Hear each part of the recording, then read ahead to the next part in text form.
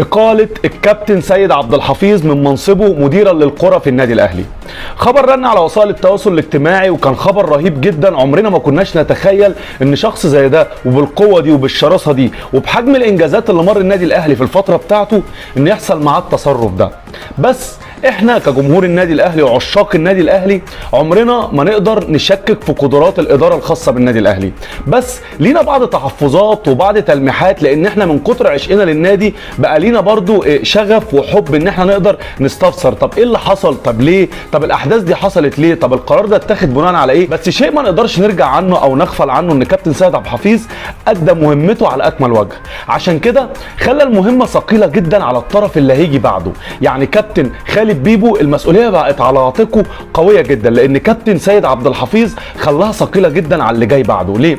الراجل كان قايم بمهامه على اكمل وجه، فتره صعبه جدا. لما طلع في وسائل التواصل الاجتماعي او في قناه من القنوات وضح قال لك انا مش عايز حد يقارني بالاجيال اللي قبلي. ليه؟ لان الاجيال اللي قبلي كانت بتقابل فئه محترمه جدا وفئه كويسه من مدير النوادي ومدير الاتحادات وكانت شخصيات كويسه جدا، بس الفئه اللي انا بتعامل معاها دلوقتي فئه غير خالص، عشان كده ما حدش يقارني باللي قبلي. لما اجي اوضح لك ان كابتن سيد عبد الحفيظ ادى مهمته على اكمل وجه شيء مش من الفراغ، لا، في بعض انجازات خلال المده اللي الراجل اشتغلها كانت بتوضح وتاكد لك ان الراجل لا اشتغل وعمل حجم عمل كبير جدا وصل الفرقه انها توصل لبعض البطولات، لانه يعتبر مربع او ايقونه من الايقونات اللي موجوده بتساعد الفرقه انها توصل للبطولات.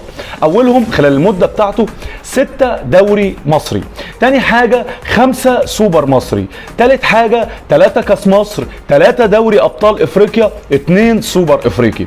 حجم انجازات هايله جدا خلال المده بتاعت كابتن سيد عبد الحفيظ، بس احنا بنكن له كل احترام وبنقول له شكرا على الفتره اللي انت قضيتها ايمانا منا واحتراما لقدرات الاداره الخاصه بالنادي الاهلي وكابتن محمود الخطيب، لان سبحان الله على الرغم من كل الانتقادات اللي حصلت خلال الفتره اللي فاتت ومن كل الانتقادات اللي بنوجهها لكابتن محمود الخطيب من بعض انتقالات من بعض تاخرات وفكره المهاجم او كده، لا، في نجاح. يعني معلش الفرق الثانيه تنتقد مديرينها ورؤساء النوادي لما يكون في فشل، لما يكون ما فيش بطولات، لما تخيل بقى النادي الاهلي بيحصل على بطولات واحنا كمان بننتقد، ده اسمه قمه النجاح. طب يا جماعه لازم نقف عند النقطه دي، طب حجم الانجازات دي كلها ليه يتم اقاله الكابتن سيد عبد الحفيظ من منصب مدير الكوره في النادي الاهلي؟ طب يا كابتن محمود ايه السبب؟ طلع علينا بقى فلاسفه التحليل وعباقره التاليف قال لك ايه؟ قال لك في 3 اسباب مهمين جدا، بل في 4 بل في 5 بل في 6 اسباب كتير جدا هنقولهم لكم وبرضه نتراءى ونتشاور احنا الاثنين ان كان الاسباب دي واقعيه او الاسباب دي مش واقعيه. اولهم قال لك ان حصلت مشكله في المغرب في مطار كازابلانكا ان بعثه النادي الاهلي اتاخرت ساعتين بسبب مشكله في جواز الو ديانج.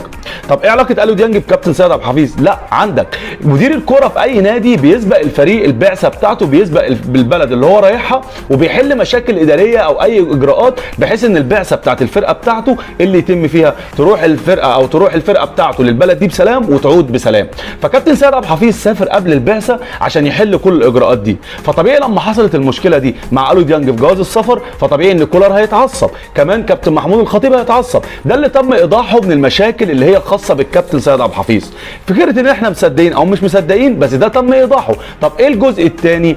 قال لك الجزء الثاني يا عم الحاج بمعنى اصح مشكله ايه؟ اصابه كريم فؤاد وتحديدا اكرم توفيق. المشكله في اصابتهم؟ لا، قال لك فتره الاستشفاء بتاعتهم اللي كانت في قطر، قال لك قعدوا فتره كبيره جدا زادت عن الحد، يعني عدوا ال6 شهور، لا ده عدوا 7 شهور او 8 شهور. طب ايه مشكلتهم يا عم الحاج مع كابتن سيد عبد الحفيظ؟ قال لك المماطله وعدم متابعتهم للاسف كلفت خزانه النادي الاهلي مبلغ كبير. زي ما احنا عارفين فتره الاستشفاء او العلاج في قطر مكلف جدا، حاجه بروفيشنال جدا، فطبيعي ان هم كلفوا النادي الاهلي. طب كابتن سيد عبد الحفيظ ما تابعش؟ قال لك ان هو ما تابعش الفتره دي فللاسف كلف خزانه النادي الاهلي مبلغ كبير. يا عم مفيش مشكله. طب ايه ثالث؟ قال لك يا باشا ثالث حاجه وثالث مشكله في اعلان المصريات الاتصالات الخاص بالنادي الاهلي، ان حصل فيه مشكله ماليه كبيره جدا اثرت على المبلغ العائد اللي على النادي الاهلي، وكان كابتن سيد عبد الحفيظ المفروض المسؤول عن الجزئيه دي ما قدرش يحل. قال لك ال3 اسباب دول هم سبب من اسباب ان كولر كان غاضب وكابتن محمود الخطيب كان غاضب. طب ايه بقى من ضمن الحاجات الواقعيه؟ انا كل الكلام ده ممكن ما اصدقوش او ممكن ما يجيش على بالي او ممكن ما اقتنعش بيه،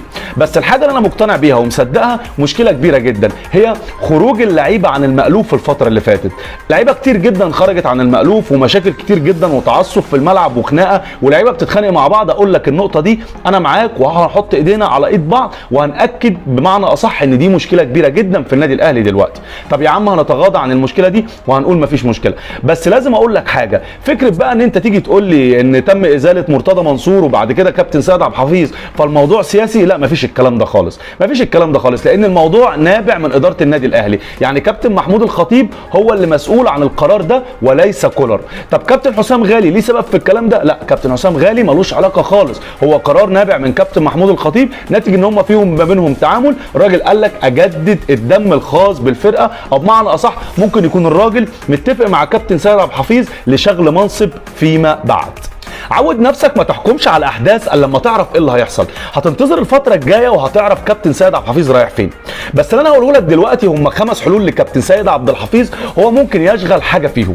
اول حاجه ان الراجل ممكن يخش اداره التخطيط بتاعه النادي الاهلي ويكون عضو في الاداره دي، والنادي الاهلي محتاجه وعارض عليه فكره اداره التخطيط في النادي الاهلي.